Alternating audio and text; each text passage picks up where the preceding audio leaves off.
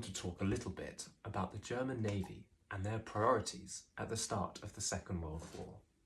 Now, the Treaty of Versailles, which was the treaty that ended the First World War, limited the German Navy to ships of only 10,000 tons.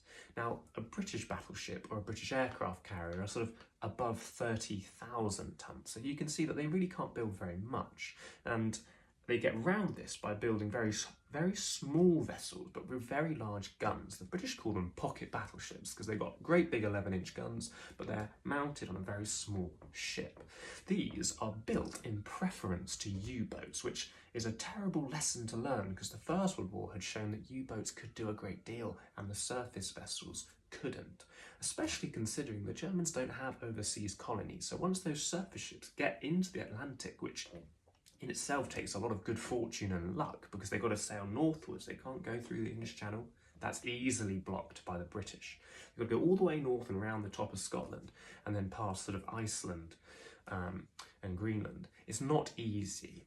However, once they get there, they have to refuel from auxiliary ships. They're called refueling at sea or replenishment at sea, RAS. And those ships have to go themselves from Germany into the Atlantic, which is dangerous. Then you have to wait there for the surface ship to come and resupply. It is not easy.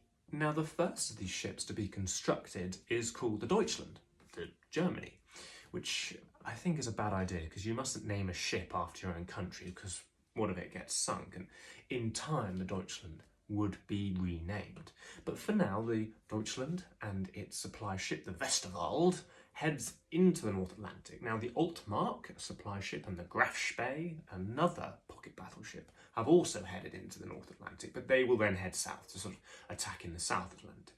The Deutschland's job will be to intercept and sink British merchant ships.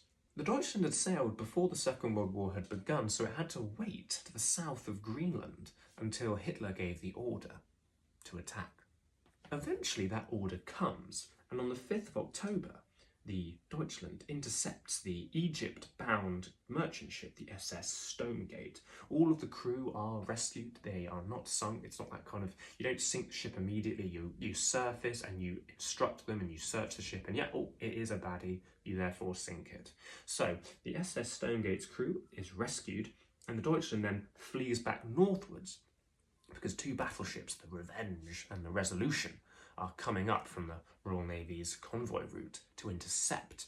Having got back to the north on the 9th of October, the SS City of Flint, which is sailing from Canada to Britain, is intercepted and the crew is actually taken off, but a secret German crew is put on it, so the ship is trying to sail back to Germany like an old-fashioned privateer.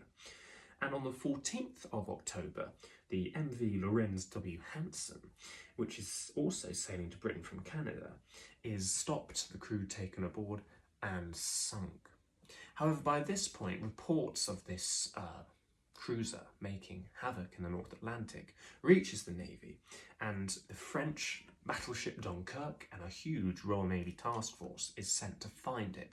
So Deutschland makes good use of the atrocious winter weather and under cover of darkness and heavy storms manages to sail all the way back, reaching Germany on the 15th of November. This is a massive change from the First World War, where an entire fleet would emerge and fight another enormous fleet of warships. It seems now that the German Navy, the Kriegsmarine, will send sort of individual or pairs of warships to sneak out and cause trouble.